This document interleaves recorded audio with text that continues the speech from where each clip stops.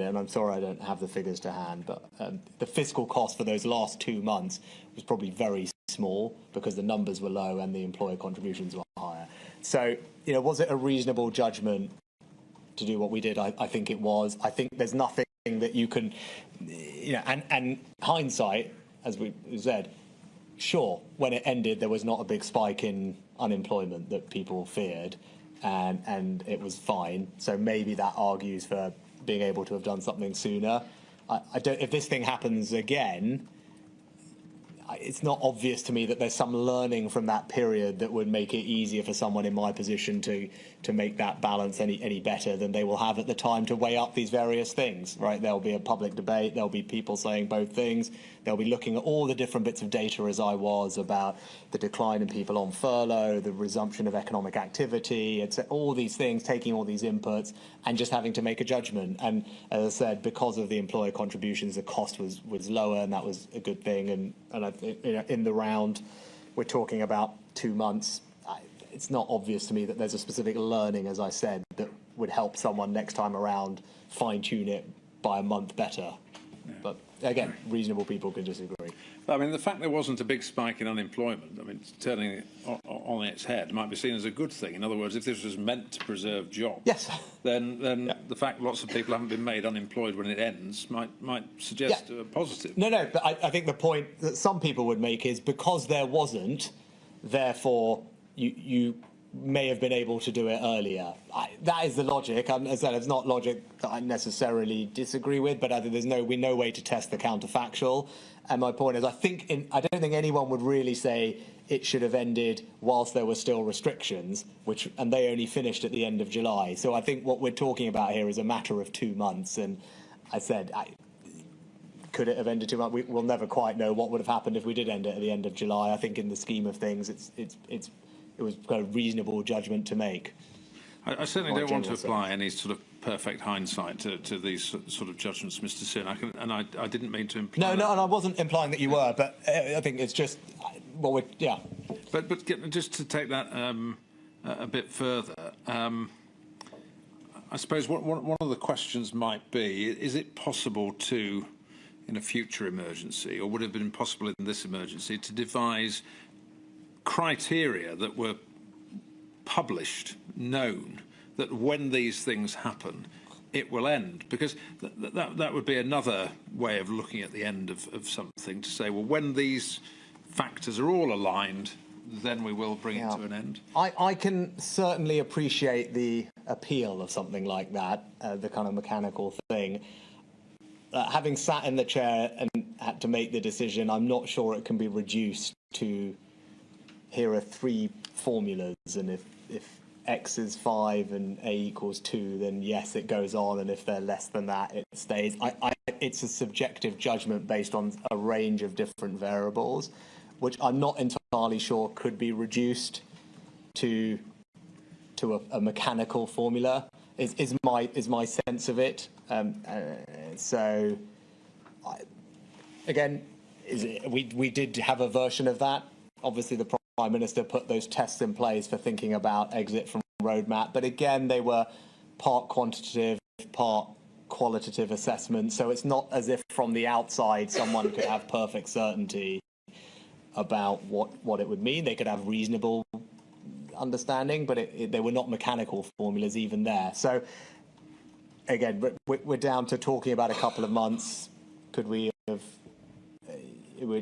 Could there have been some set of things we talked about? We would have ended it a month or 2 earlier. I don't know. And I think things, again, you're monitoring this data, Mr. Wright, day by day as things were reopening. There were 4-week gaps, 4 or 5-week gaps between each thing. So something had to open, or we reduced, released some restrictions.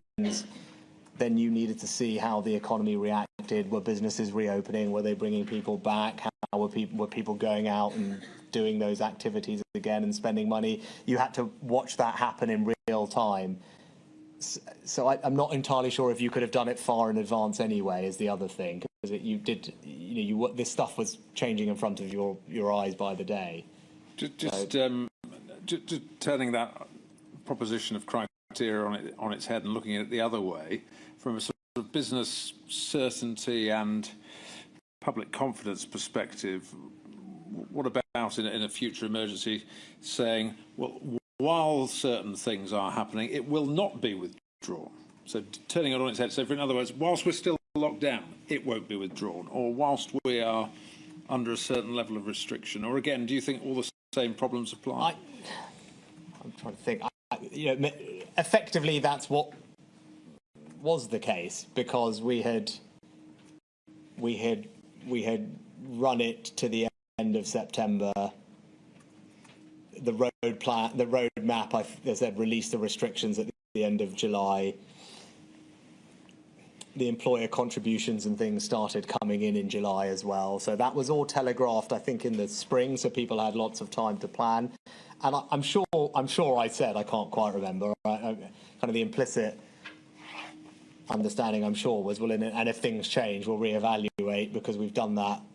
At that point, we'd done that two or three times already. So yeah. I think that was a kind of given. If things got materially worse, then we would obviously relook at the situation. But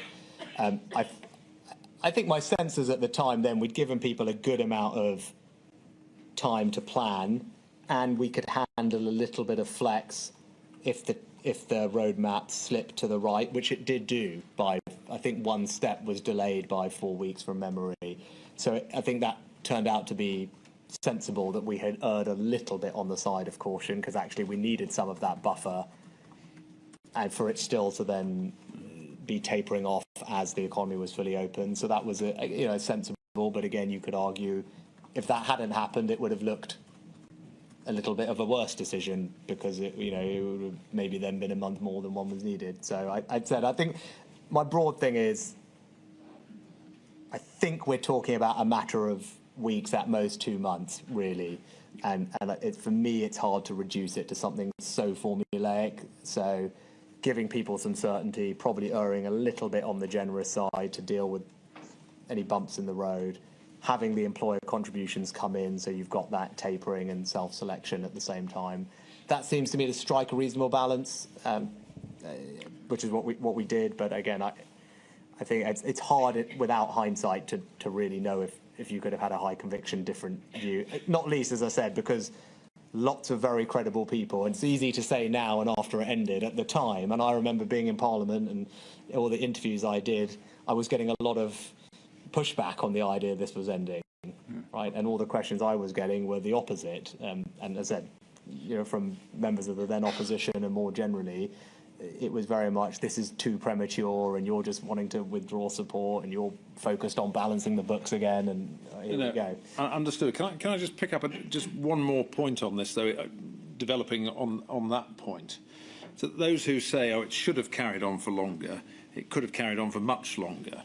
From an economic perspective, so I'm not talking about the fiscal cost of the intervention, but in terms of a longer-term cost or damage to the economy, are there reasons not to have a furlough scheme going on too long that are important? Yes, absolutely. And I don't think there would be an enormous amount of disagreement amongst that. At least I hope not, because markets allocate resources efficiently for the most part, and that is individual private businesses, people making those decisions. And what when government starts intervening, trying to preserve things in stasis, that is fine for temporary shocks that are specific.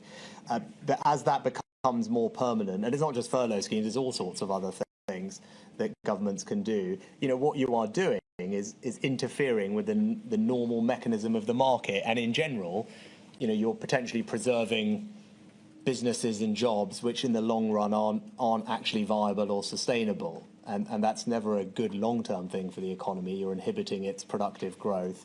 And what government should be doing is allowing that process to happen, then obviously providing the support for people with training, skills, making sure new businesses can be created easily. Because what you want in a dynamic economy, if you want a fast-growing economy, is you need that. You need that process to happen. You need those businesses which, sadly, are not sustainable or viable, to fail. You need new businesses to take their place. Investment needs to go to where it has a highest return. People need to be in jobs which actually are sustainable and can pay them a good wage, not ones that are being propped up artificially by taxpayers. So absolutely, in the long term, that is not a sensible feature of any market-oriented economy. And so your decisions about ending these sorts of supports were not simply what's the fiscal cost per month of this continuing, but also is there reaching a point where carrying on may do more harm to the economy than stopping? Yes, and it goes, again, all the way back to that conversation we had at the beginning. If you just remember, I set out those 4 or 5 economic objectives. This was one of them. It was about, when the time is right, allowing normal economic activity to resume and that normal market economy to function, because in the long run, that's the best way to raise people's living standards and grow an economy. Okay, thank you. Well, those are my questions about the job retention scheme. I'm going to move on to the self-employed income support scheme now. I think we've covered most of CJRS. I hope we have.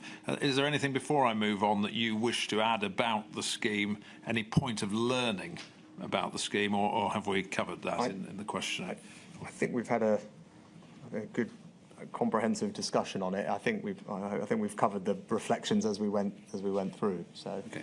If anything occurs to me, I'll there'll be an opportunity tomorrow. Yes, but I think that we've covered everything that I've thought through.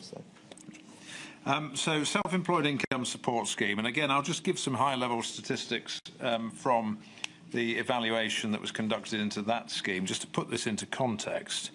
So this was an income replacement scheme for self-employed people.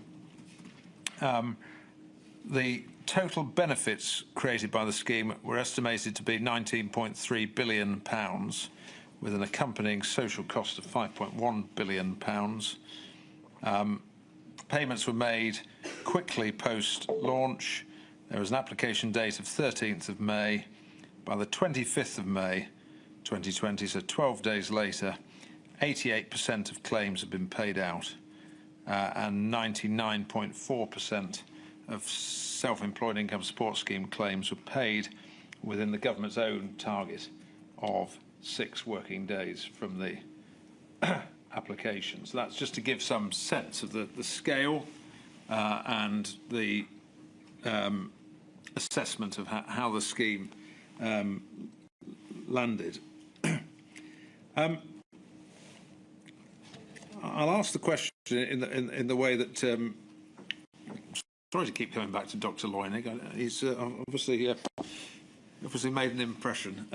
But I'll ask the question really founded in the way he put it, and so we can have your response to this. That there was an extent he felt that this scheme was really a trade-off between an economic case for support and a moral political case for support, because this was a very vocal political group lobbying for support, whereas morally, perhaps, I don't know if morally is the right word, but that's how he put it, not as deserving as the job support provided through CJRS. What was your rationale for the scheme, and why do you say it was necessary and important, Mr. Sunak? I think, taking a step back, it was at its most simple level, the government stopping people from working and doing what they wanted to do, and therefore having some responsibility to support them through that period, and that applies equally to those who are self-employed as it does to those in work. And of course, we've spoken through the economic theory of scarring and labour matches, and that's all true. But actually, put the economic bit aside, there's just a slightly more fundamental thing that everyone was going about their day-to-day life, trying to work hard, provide for their families, build a better life. Government comes in and says, no, sorry, we're not going to let you do that anymore. And I just didn't think it would be right to then not have something to say to those people to support them through it. And that really is what the self-employment support scheme was about. And it broadly, not perfectly, but broadly was designed to give comparable support to those who are self-employed as those who are in employment.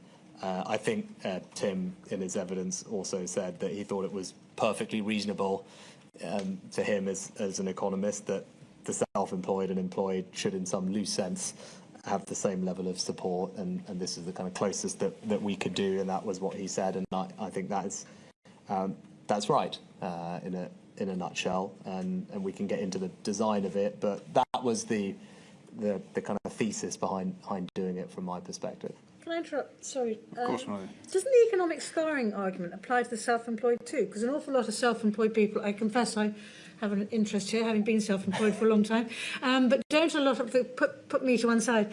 Don't a lot of self-employed people contribute to the economy? Don't you have the economic scarring argument can apply to a lot of self-employed businesses? Not to make Tim. I think if Tim was here, he might say the difference, milady. I'm going to try and make his argument for him, not mine. But I think he would say that the difference is that nothing stops you as a self-employed individual doing what you want to do thereafter. Whereas if you're employed and you lose your job, you can't automatically just go back to doing what you were doing before. That, I think, is not to put words in his mouth, but he might have said something to that effect when he was here. That's why he might say that they are different. I tend to broadly sympathise with your perspective on it. At the end of the day, these are people who we wanted to make sure that they were still able to be economically productive and active when possible, and therefore providing some support to them would make that more likely. I think the TUC provided some good evidence on this point, and I think Kate was quite good on this particular point. That I think she gave the example of a self-employed salon or hairstylist or beautician who would have had a bunch of things, may have even had paid rent in somewhere, and if they had not been supported, all of that would have gone. Would have had to sell all of that, broken all those relationships with wherever she was, those client relationships, etc., and therefore would not as easily be able to bounce back. And it's effectively like having been let go in a company. So I think Kate would give you the example of something that very much is in line with what you said, and that was my general sense. Now, I think Tim would say that's perfectly fair. It probably doesn't apply to everyone in quite the same way as it did with people in jobs. But I hope I've given you as fair as I can.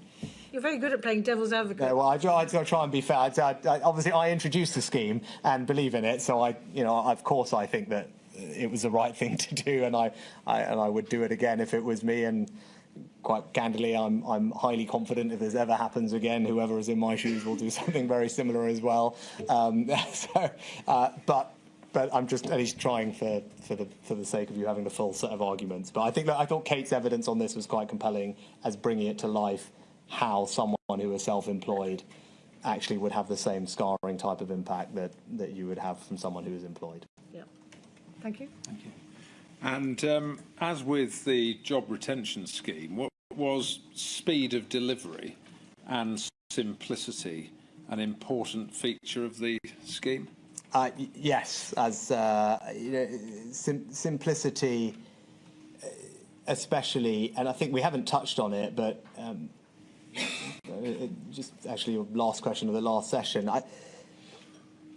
There's an enormous amount of operational pressure that's put on HMRC at this moment in time, and then we'll come on to universal credit this afternoon and with DWP systems. And I think it's easy to kind of abstract that away, particularly for people who are not used to having to deliver things on the front line. And the scale of these things is enormous. You have to remember that 10 million people were furloughed. 1 million businesses were interacting with the HMRC CGRS system, and then 10 million people were getting the rebates through. On SAYS, 3 million people, right? Again, so there's not just a kind of simplicity for speed, a simplicity for communications and reassurance, which we've touched on. There's also a simplicity because what you don't want is for the organisation to be overwhelmed. For the systems to be break down, they only have the capacity to do so much, and there's actually even in peacetime that is the case. As Chancellor afterwards, when you're sitting down with HMRC and you're figuring out here are the various upgrades we can make to the tax system. If we invest here, what systems can we do? You know, it's not as if you can do everything at once. And I had those conversations with them on making tax digital. They said, well, you want us to design this over here, you want us to do that over there, and this there. Well, thanks, Chancellor, actually. Well, we can't do all of that at once. Please tell us which order you want to do it in. And that's not unfair. And obviously at this period, that was also the reflection. And they would constantly say, rightly, say, look, we can handle this. If you want us to do this, this and this, it's going to take you that much longer, or we just simply are going to get overwhelmed and then things won't work properly. So that aspect of it, I think, is worth highlighting. Yeah, you could have promised all sorts of support, but if it was utterly undeliverable, then it wouldn't have been support at all. It would have just been an empty promise. Exactly, and then that obviously damages confidence and reassurance and all the rest of it. So, and again, you have to trust. I mean, of course, you probably heard this from other people giving evidence. I always was on the pushy end and demanding end. Whether it's with my officials in the Treasury or with HMRC, what's the quickest timeline? Why can't you do more? Why can't we do it faster? But ultimately, you don't want the things to fall over. I think that would be a disaster. So, and if you look at simplicity as between CJRS and SAYS, in CJRS, this was administered through the PAYE system, which gave you a monthly snapshot of employment, real-time information. So that's pretty good data, and it's regular. But under the self-employed income support scheme, you were looking at income tax self-assessment, and there's a time lag, isn't there, in terms of filing? And so did that present an immediate challenge in terms of deliverability? Yeah, well, it presented, well, in one sense, it made things very easy because there was no other way that you could do this other than relying on the ITSA system, the income tax self-assessment system. It was the only database that we had in government, the HMRC, that told us who was self-employed, how much had they earned, right? So there was no alternative. So in that sense, that was clarifying and made things simple. But then that meant that came with a set of constraints. Notably, the data, as you alluded to, Mr. Wright, is quite out of date. And that's a feature of our self-employment assessment system where you filed your tax return the following January after the tax year ends. So lots of people who were newly self-employed in the most immediate preceding tax year to the onset of the pandemic had not yet filed a tax return, and we had no way of knowing who they were, how much they earned, and it was therefore not possible to bring them into the system at the outset without taking on what I considered to be unacceptable, risk on fraud. And then as soon as we passed the deadline for that, we were able to bring them in. But that's why the ITSA system was used. And as I said, in one sense, it was very good because it was an accurate database of people and their incomes. The flip side was it was the data in it was out of date, and I'm sure we can talk about what that would look like in the future. Well, can we pick up about the data point now, and then we'll come on to the point you've just made about appetite for risk and fraud. In terms of the future and data, and you've mentioned this already, making tax digital, and you said that this is something HMRC was working on, and it's now working much further through the system. Can you just explain what it is and how it will change potentially these sorts of judgments for a chancellor in the future? Yes, I think we are, and I have to confess I'm not sure where the new government is with the roadmap. But before I left the Treasury, we put in place together with the ministerial team a new roadmap for making tax digital, partly so that in the future this type of situation would not happen. And what that means is HMRC will be able to collect more income data, same data more regularly. Quarterly returns? Quarterly returns, exactly. Yeah. And forgive me for not remembering the precise details of who that applies to when, but the broad principle is the system will be much more up to date with what's happening in people's lives than it was when I was doing this, and that will make this easier. Fair to say, before the pandemic, when things like that had been mooted, I don't think everyone was jumping up and down and being super excited about doing that, because people would prefer to have the time and do it later, and all the impact it might have on people's cash flow and taxes. But the pandemic showed why it would be beneficial, at least from this perspective, to have that quarterly tax information from making tax digital. Yeah. So, okay, you didn't have the luxury of that. You had income tax self-assessment, and you've explained why. Therefore, the newly self-employed weren't eligible in the early cohorts of this support. Can I just pick up? You referenced the risk of fraud. Now, presumably that's because if you wanted to include the recently self-employed, you'd have to effectively self-certify or have some method of self-certifying that they were in fact self-employed, they did in fact have income, and they were in fact eligible. The whole thing would be completely just as you described. Yeah. So that's the first point. Is there not also, and we picked this up with Sir James Hara in his evidence, there was also and this touches on something you said earlier about the pressure HMRC was under. Not only would there have to be self-certification, but there'd have to be a manual process of checking and accreditation, which goes hand in hand with that. And that goes to the point I was talking about earlier, that just the operational demands on HMRC. Any time that HMRC have to start doing any degree of manual verification of anything or spot checking of any kind of scale, clearly the resource implications are significant, which is why when ITSA is great because it can all be done largely digitally, and that means that there isn't a huge human component to that bit. So that Jim's absolutely right to make that point.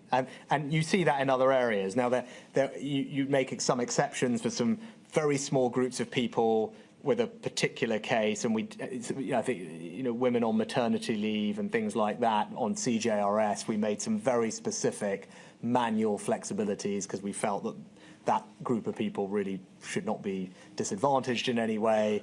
And it was a small enough group of people that we could manage a manual workaround.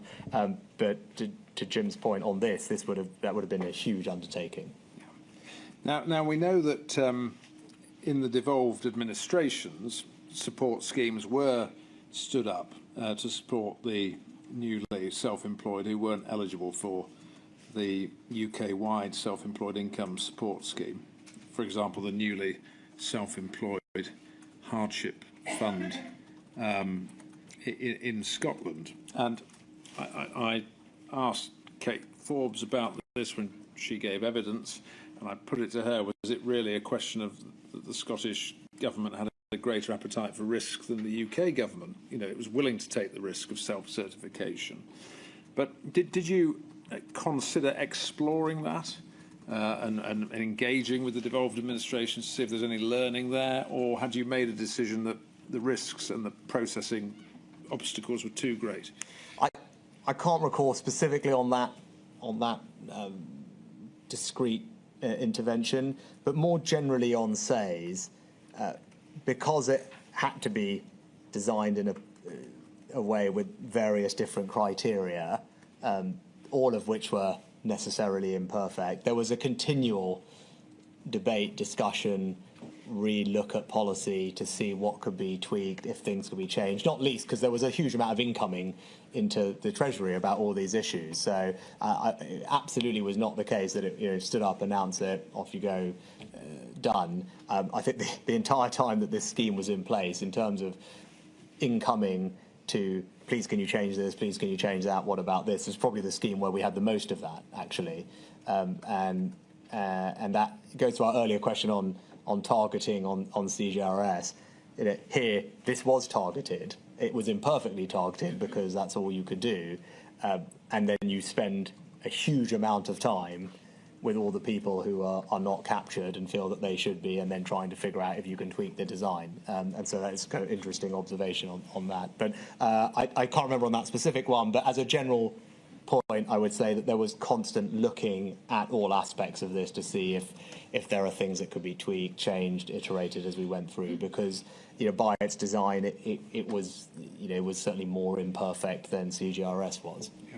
So if you think about the heat that you got externally from the imperfect targeting of this scheme, amplify that 100-fold and think about how CJRS would have gone if you'd have tried to target. I think that is a fair reflection or takeaway. Yeah. Right. Okay.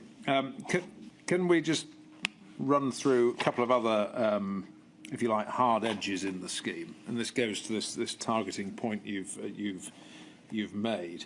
The 50% self-employed income test. So this was, you had to have at least 50% of your income from self-employment to be eligible under the scheme, and there was no tapering. It was effectively a cliff edge. Can you just help us with the rationale for that? Yes. And whether you considered a taper and why it was not workable? Yeah. I think it's interesting in how you introduced the question, Mr. Wright. You talk about the hard edges. And I think that's exactly it. See, one person's targeting is another person's hard edge, right? And those are two sides of the same coin. So, an abstract discussion about targeting is all good and well from an economic theory perspective. And then here is an example where we're going to go through now the various things we did to try and target it. And we end up having the conversation about the hard edges completely reasonably. But I think it just illustrates the challenge with this, because there is no perfect targeting. And anyone who comes here and says, well, with this bit of data, it would have been, perfect, I think is probably not being, I think, realistic about this in the future. So that you have to accept, well, I'm not avoiding your question, we'll get into it, that you have to accept in all these things, there's always just going to be a trade-off. And I think I'd say reasonable people can disagree on those trade-offs, but targeting is beneficial for objective 4 and 5, but it's less good for 1, 2, and 3, and some people are going to feel aggrieved. So that is the nature of it. But on the 50% criteria, and again, this was something that was suggested by officials, which I agreed with. The idea here was, look, remember, all we are doing here is people are going to opt in, and that's an important thing, actually, which we should come to. But people are going to opt in to saying that they need this. So that is really our only kind of check. It's not the same as an employer who's putting someone on furlough.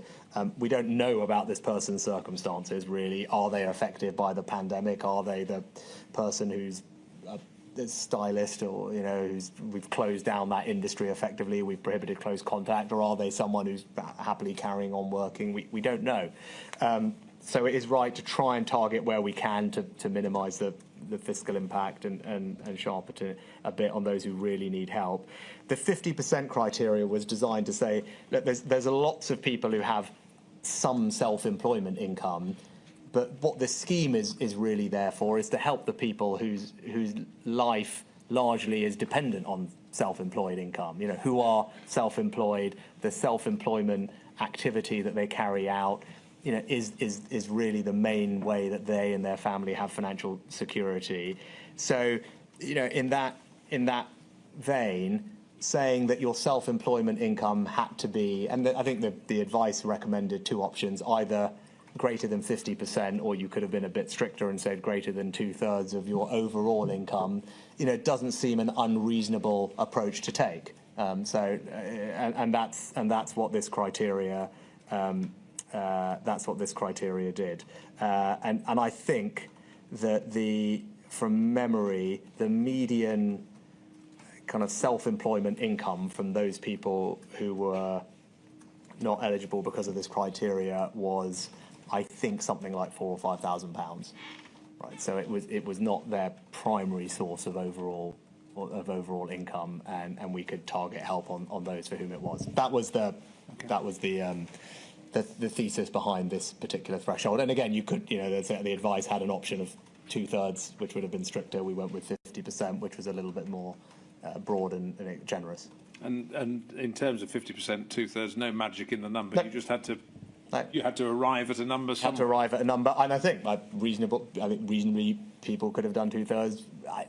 50% is like, at least the majority of your income is coming from self-employment. Seems a kind of minimum bar to cross to be calling yourself self-employed or to have a scheme that's supporting you. So that seemed probably the generous interpretation relative to 66% or 2/3.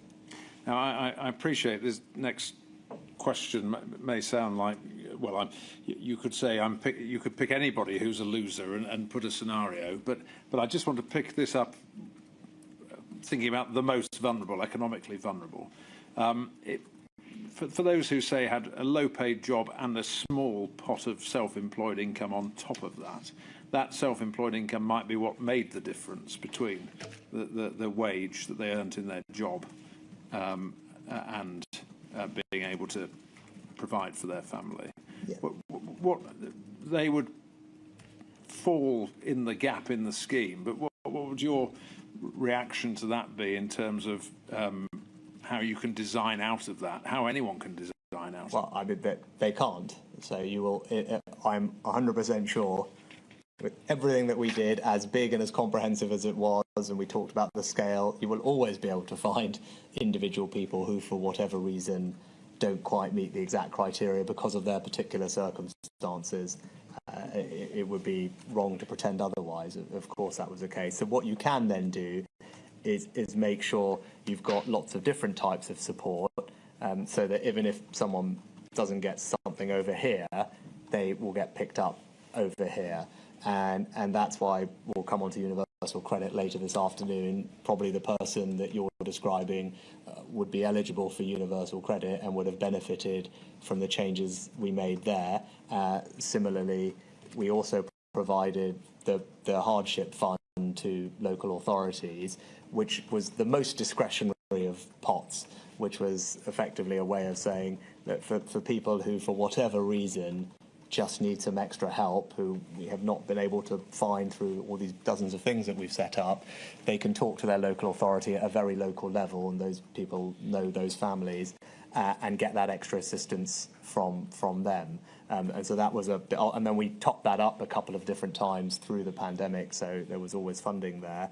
I could go on, but straight away, those are two other things that probably would have helped the person that you're describing.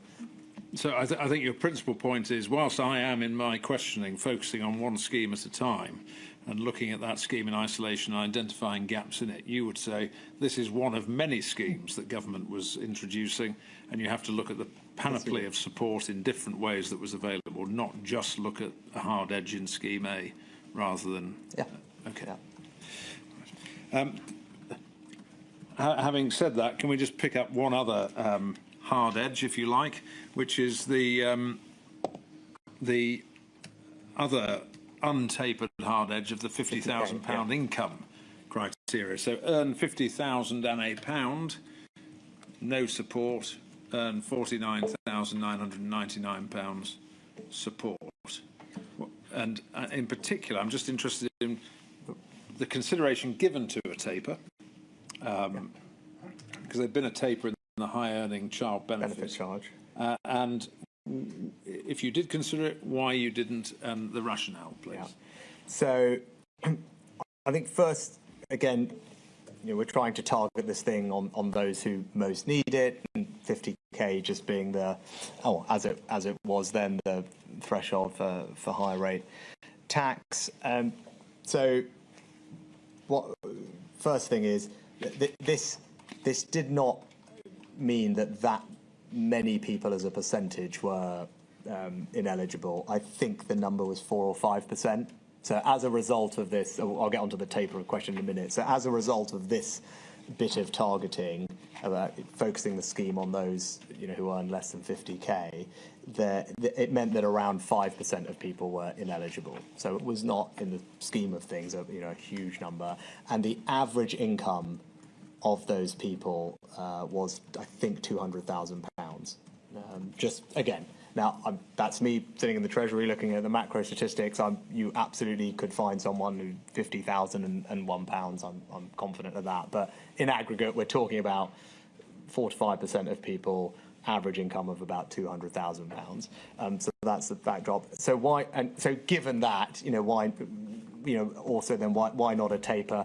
Look, tapers are complex. I mean, anyone who's tried to sit there and with that hick-bick taper will tell you that. And in this particular instance, there were two reasons we didn't do it.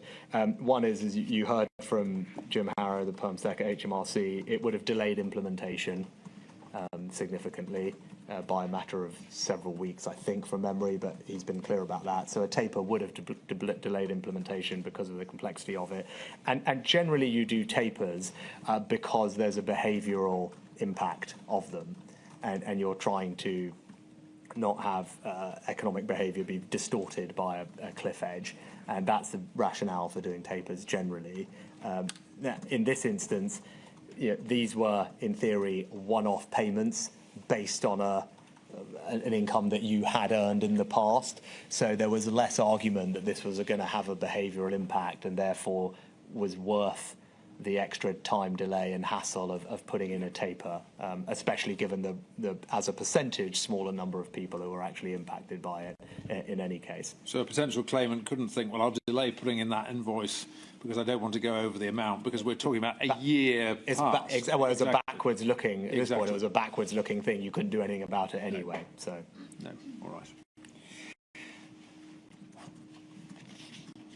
right. Just want to pick up, I suppose, looking at this the other way, the other argument, there are elements that were too generous in the sense that, and this is a point that Dr. Brewer picked up in his report, that you could say that the lack of conditionality, it being a condition that you have lost income to a significant extent, meant that some self-employed people who didn't really need the support were being given it, and that got tightened up over time, didn't it, in terms of the certification? And again, I didn't see one. I'm not sure that I've seen a way that you could have done that during this. I mean, we had the long conversation on targeting in CGRS, which I won't repeat, but there really is no way to do that during. What we did do and could do, because I don't disagree with the premise at all. Of course, I'd rather really focus this on people who most need it. Of course, I would prefer to do that. When we could, we did, and you saw, but that really took until 2021, because by then you'd had a kind of year of the pandemic, and what you were able to do then for the last two grants, I think it was, in the summer and autumn of 2021, you were able to say, well, we had a pandemic last year, spring 20 to spring 21, so now we're going to separate these grants out, and it's going to be a function of how much your revenue declined, your income declined or trading profits declined in the last year. So as soon as we could inject some degree of targeting, we did, and I think that was sensible. So we had two levels of grant depending on your turnover, income, or income decline. Again, reasonable people would disagrry potentially on where you set those thresholds, but principle I agree with. When we could do it, we did do it, but I don't know how you could have done that during the previous year very easily. The only thing I have heard, and I think this is probably something for people to think about in the future, is I think actually maybe Dr. Brewer mentioned this, was whether one might want to consider a clawback if turnover didn't ultimately fall down. So in that 2021 year, you could say, we're going to give these SAYS grants. If it turns out next year when you file your tax return that you're fine, then we'll have that grant back. Claw it back through self-assessment. You can claw it back through self-assessment. Now, I think you need some extra legal powers to do that from memory, because I think we looked at it the following year. I think you need primary legislation from memory, but you need. I think that would require legislation. There's obviously an operational complexity to that the next year, which HMRC would be best placed to answer as to how feasible that is, and it would obviously have a behavioural impact on the margin, because people would then be figuring out, well, I might not bother working because I'd rather have the grant. And again, someone would have to model that out. It's not a crazy idea, and I think someone would want to work through all of that to see if it was feasible or practical. But absent that, I haven't seen a way that you could do the targeting in real time in that first year of the pandemic. But in terms of having a suite of policy options available, if it was deliverable and there was the legislative power to do it, something worth exploring and at least having on the table. Not an unreasonable thing to explore. I think the other thing that we did do, and which I thought was probably underappreciated, was kind of a good amount of behavioural economics. In the application forms for SAYS, there was a kind of affirmation that which had no real legal force, but you had to kind of tick something that says, I have been impacted by the pandemic, and my business has been impacted by the pandemic, and therefore would like to claim this grant, or some variation of that language, and then it got tightened up over time into something called a reasonable belief test, or I have a reasonable belief that I have, etc. And I said I don't think it had legal force. But it had quite a good behavioural force to just, on the margin, hopefully make people think, should I really be claiming this? And actually, interestingly, I was just checking the numbers before today, given that anyone could have got this thing, right? There was no real way, there was no reason they shouldn't get it, even if they were working, in reality. The first grant had an application rate of take-up rate of 77%. So even in that first grant, with very little of this, a quarter of the people self-selected in not claiming it when they could have, then that went down to 69%, 65%, 58%, and by the last grant it was 38%. So just kind of interestingly, even when people were able to claim, that was good affirmation of human behaviour. It's quite good actually. That nudge, I'm sure, making people tick that box, would have contributed to people actually not taking it if they didn't really need it, which is a good thing. And those numbers tell a story of an improving economy through the pandemic as well, and people are adjusting. But I think the nudge is worth bearing. I would certainly recommend that in general. Those figures may be an argument against conditionality, in the sense that, again, if you assume that general economics people want to go out and earn money and make profit, then when they can, they will. Yeah. The flip side here is that they could do that and still get the grant. Yes, and that is the great challenge of this, you see. That is different to CJRS and the employer discussion, and that is the challenge with this scheme, is that you could do that and still claim the grant. But that's why we had the nudge that you had to tick. Which in theory should help with that, and then later on, and we had the other criteria, and then obviously when we had the revenue information, I think we called it a financial impact test, FIT test or FID or something like that, which we introduced.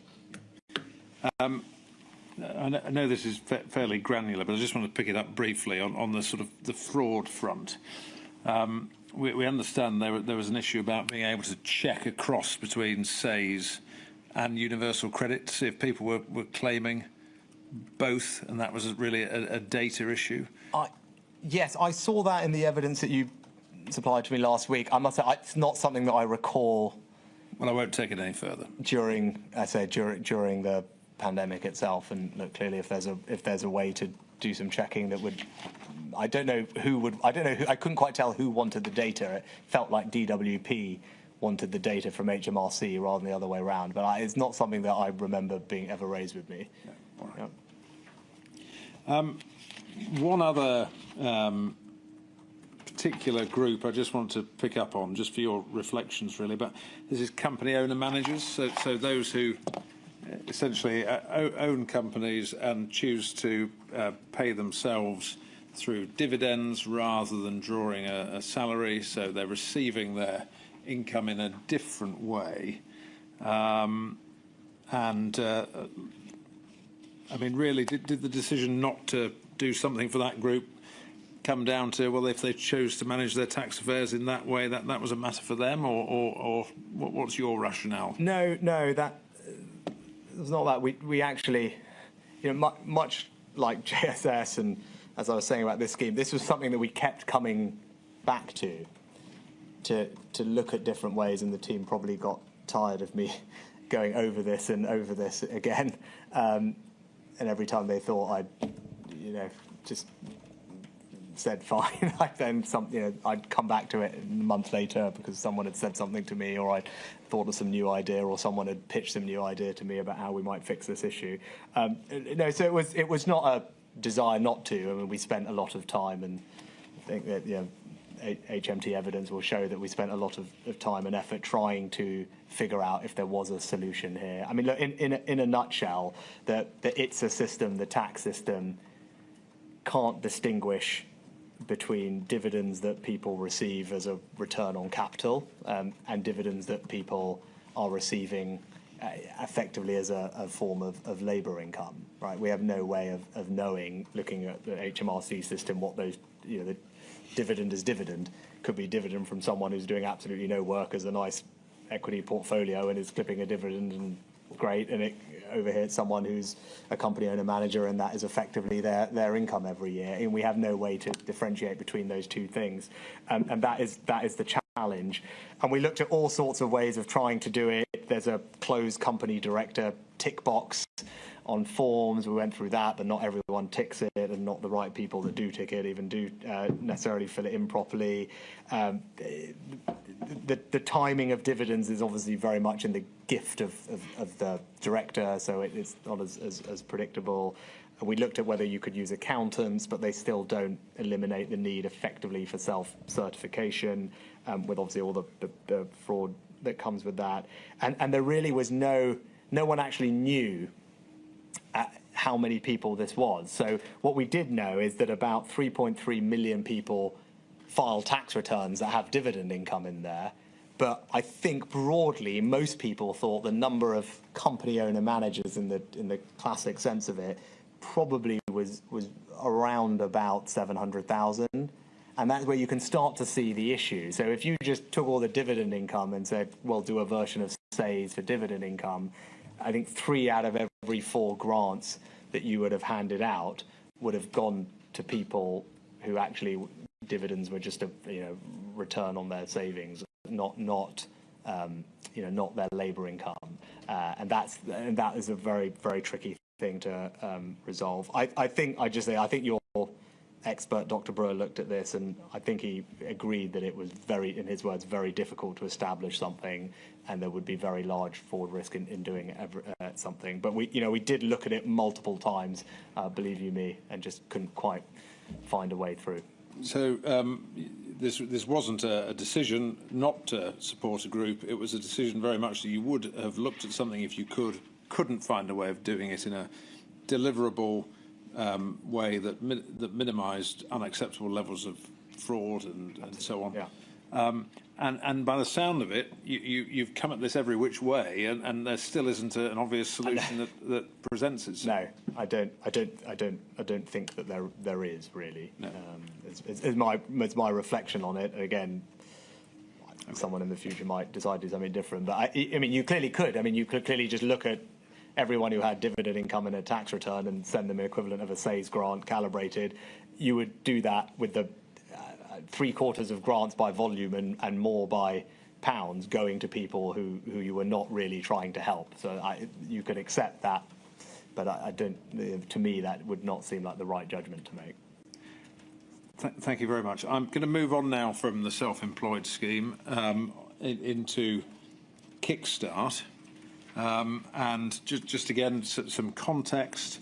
Now, this was part of your plan for jobs announced by the Treasury on the 8th of July 2020, a £2 billion fund to create hundreds of thousands of high-quality 6-month work placements. It was aimed at 16 to 24-year-olds on universal credit, deemed to be at risk of long-term unemployment. Funding covered 100% of the national minimum wage for 25 hours a week, and the associated employer national insurance contributions and the employer minimum automatic enrolment contributions. And in terms of assessment, the evaluation found the majority of leavers at 7 and 10 months, that's 63 and 66%, who are in work, said that the skills and experience they gained have been important in helping them find work. And you've spoken already, Mr. Sunak, about your desire to support employment and jobs in the pandemic and putting that at the forefront. This is targeting young people in particular and trying to get them into work. Was there particular significance in trying to target that group of young people, 16 to 24? Yes, that was something that weighed on me quite heavily throughout the pandemic, was an understanding that young people were particularly at risk and that's because they were 2.5 times more likely to work in the most affected sectors. And we also know that if young people have a bad interaction with the labour market early in their careers, if they're not able to find stable work when they're young, that has an impact on them for a long time to come. And it goes back to the scarring that we talked about right at the beginning. So, I was particularly worried about this cohort throughout. And, obviously different modules have looked at the impact on education and those outcomes. But, even for those young people who are just entering the labour market, those early years are really important in getting into good work habits, finding good, stable employment. That sets you up for life.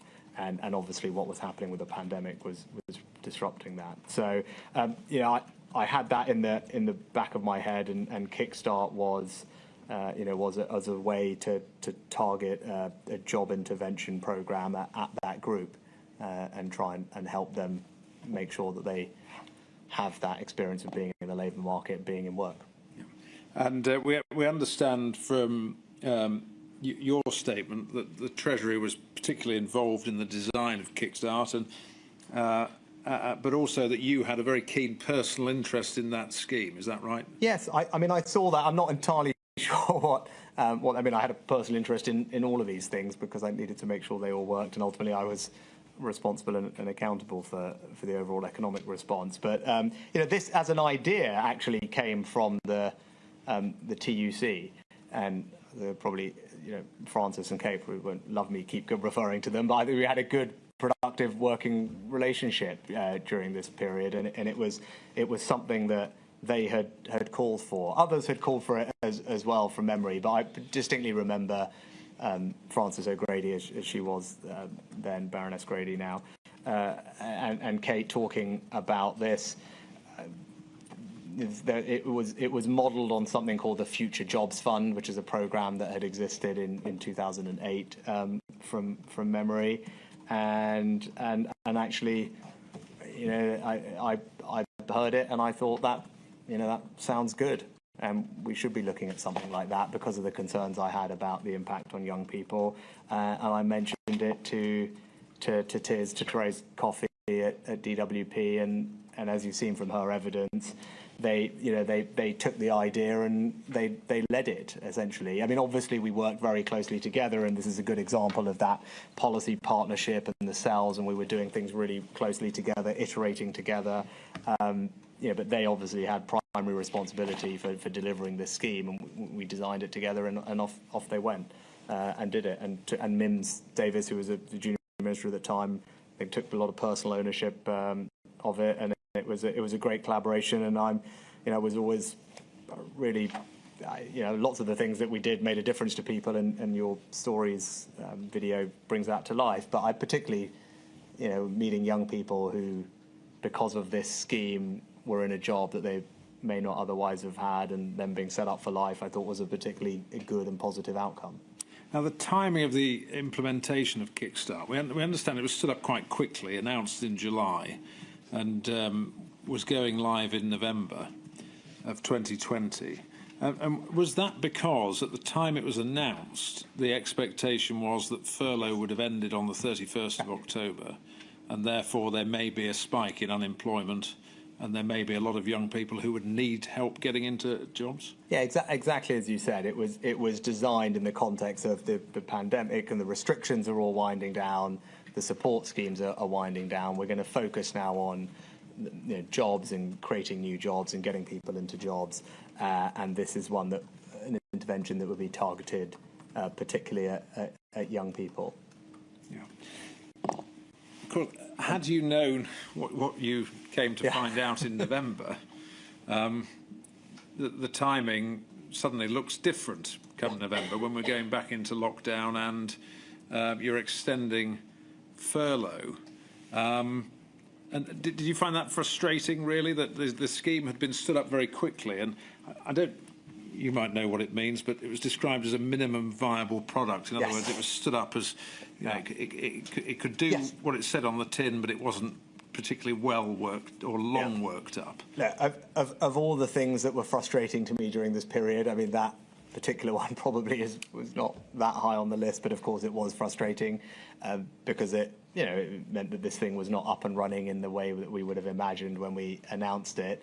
That said, it's good that we've done the work, good that we got it up and running, and this point about minimum viable product, this really is proof of the test and learn iterative approach to policy making.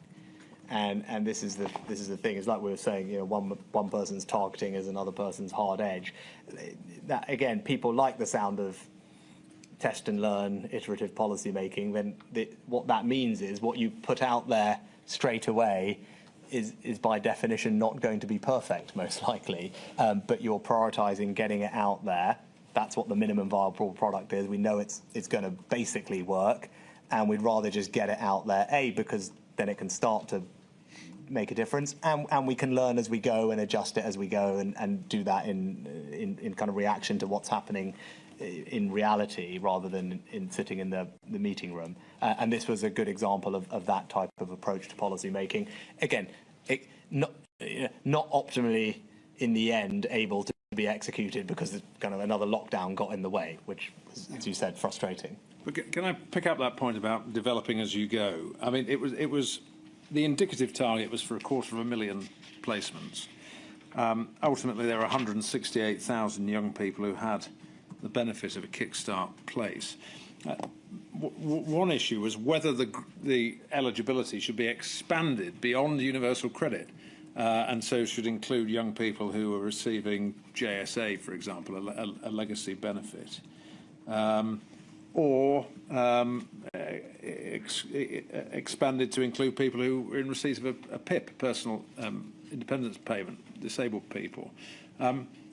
If there wasn't the take-up, and if you were learning as you went, do you regret not expanding it to fill the places that were envisaged and expanding its reach? I can't recall the kind of micro eligibility decisions and what the exact basis for each of those was. I think part of the reason that it didn't end up, I mean, still 150,000 young people benefited from this, and enormous credit to the team at DWP who did stand it up and deliver that, because I think it made a huge difference to those young people.